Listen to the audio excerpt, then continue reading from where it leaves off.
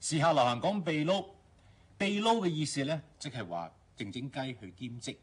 英文都有一個差唔多嘅字嘅，就係 moonlight。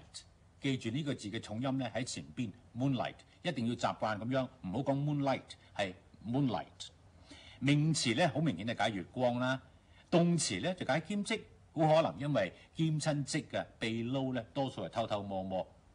去 moonlight 咧就呃兩個人嘅喎，一個呃老闆啦。另外一個咧可能呃政府嘅，你睇下呢個例句。Is moonlighting as a teacher in an evening school。佢喺夜校嗰度靜靜雞教書啦。第二個解法咧就係佢明明攞緊政府嘅失業救濟金嘅，但係咧靜靜雞去教夜校。Moonlight 做動詞個過去式咧就 moonlighted。